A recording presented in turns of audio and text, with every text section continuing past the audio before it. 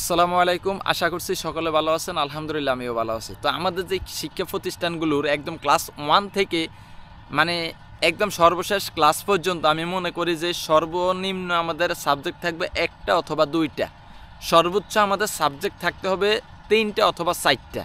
কিন্তু 4টার উপরে যদি সাবজেক্ট নেন আমি বলবো যে আসলে আপনি লাইফে ভালো কিছু করতে পারবেন না।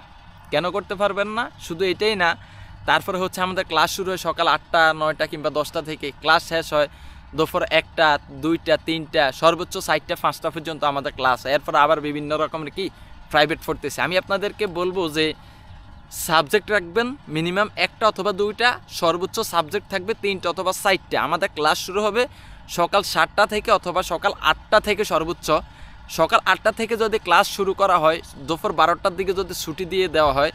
আর আমি বলবো যে এর বাহিরে কোনো প্রাইভেট পড়ার দরকার নাই, এর বাহিরে টোটালি কোনো প্রাইভেট পড়ার দরকার নাই। আর আমাদের যে সাবজেক্ট 4টা সাবজেক্ট রাখবেন বা 3টা বা 2টা বা 1টা, এই সাবজেক্টগুলোর আমাদের এই বইগুলোর পেজ রাখবেন মিনিমাম 150 পেজ, সর্বোচ্চ 200 পেজ, অথবা একটা জুলুম হইলে 250টা পেজ রাখবেন একটা বই একটা সাবজেক্টে। কথা কিন্তু মনোযোগ সহকারে শুনবেন। একটা বইয়ে যদি আপনারা 150 থেকে 200 পেজ বা 250 পেজ যদি রাখতে পারেন, এবং এই বইগুলোর মধ্যে আমি মনে করি অঙ্ক, ইংরেজি, ইসলাম শিক্ষা মানে ধর্ম শিক্ষা বা সায়েন্স, কমার্স, আর্টস এত কিছুর দরকার নাই ভাই। এই সাবজেক্টের মধ্যে এই অনুশীলন বা প্রচ্ছেদ বা মানে এরকম কিছু আপনারা অনুচ্ছেদগুলা ভাগ করে নেবেন। আর এক একটা অনুচ্ছেদে এমন কিছু লিখবেন যে মনে হবে একটা লাইন পড়লে একটা লাইন দিয়ে অনেক কিছু করা যায়, এবং মূল্যবান সব কিছু রাখবেন।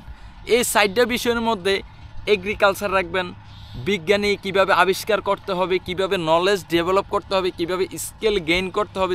যেমন ধরেন আমি একটা ফাও রাখলাম, একটা ফাও রাখার পরে আমি বুঝতে পারবো এই জায়গাটার মধ্যে, এই মাটিটার মধ্যে কি আছে বিষয় বিস্তারিত, এখানে কি হচ্ছে না হচ্ছে, সাউন্ড সিস্টেম কেমন, এই জায়গার ওয়েদার কেমন, বায়ু প্রবাহ কেমন, বা এদিকে রাস্তা আছে কিনা, ওইদিকে রাস্তা আছে কিনা, ওইটা রাস্তা আছে কিনা, এগুলা পুরো ফুল আমরা নিজেরা মন মানসিকতা দিয়ে সুন্দর মতন যাতে আমরা কি বুঝতে পারি। যেমন ধরেন আমরা একজন কবিরাজের কাছে গেলাম, হ্যাঁ, কবিরাজের কাছে গেলে কি হয়, উনি যখন জিন পরা দেয় বা উনি যখন হুজুরের সাথে মানে এইভাবে উনি ওনার মানে আসনে বসার পরে অতিরিক্ত আপনারা চিন্তা করে দেখেন, মানে ওইরকম ডোম কবিরাজ বা কবিরাজদের কাছে যারা জিন দিয়ে কবিরাজি করে ওনাদের কাছে যায়, কিন্তু আমরা বিস্তারিত বলতে হয় না। ওনারা কিন্তু ওনাদের সামনে গিয়ে আমরা বললেই ওনারা অটোমেটিকলি আমাদের সব কিছু বলে ফেলে, ঠিক আছে? তো ওনারা কীভাবে বলে ফেলে, হুবহু আমাদের লাইফ আমাদের সাথে সব কিছু মিলে যায়। এখন কীভাবে বলে, ওনাদের সাথে জিন আছে আর ওই জিনের মাধ্যমে মূলত সব কিছু কি বলতেছে। তো ঠিক এখানে অনেক কিছু বুঝার আছে, তো আপনারা আসলে ওই দিকে যাবেন না। আমি এতটুকু বুঝাইতেছি যে আসলে এই বইয়ের একটা লাইন পড়ে এমনভাবে নিজের স্কিলটারে আমরা যাতে ডেভেলপ করতে পারি, আর এই বইগুলোর এমনভাবে প্রত্যেকটা লাইন, প্রত্যেকটা ওয়ার্ড, প্রত্যেকটা শব্দ, প্রত্যেকটা বাক্যর সাথে যদি অনেক কিছুর মানে মূল একটা অর্থ, একটা প্রশ্ন, কোনো একটা মানে ক্লু থাকে, এই লাইনের সাথে যদি সব কিছুর একটু হালকা হালকা করে যদি ক্লু থাকে, তাহলে দেখা গেছে কি আমরা একটা লাইন পড়ার সাথে সাথে একটা লাইনকে আমরা যখন সুন্দর মতন পড়াশোনা করব, তখন দেখা গেছে একটা জায়গায় গেলাম, ওই জায়গা সম্পর্কে আমাদের কি নলেজ গেইন হয়ে গেল আর কি, সব কিছু বুঝতে পারলাম। ধরেন আমার এগ্রিকালচার, কৃষি বিষয় নিয়ে যদি আমার লেখা থাকে, এক লাইন পড়লাম, আমি এই জমিতে আসলাম, আসার পরে এই যে আমার পিছনে যে কুমড়া, তারপরে ধান, বিভিন্ন এগুলো আছে, এগুলো নিয়ে যাতে অটোমেটিক আমার মাথার মধ্যে সব কিছু চলে আসে যে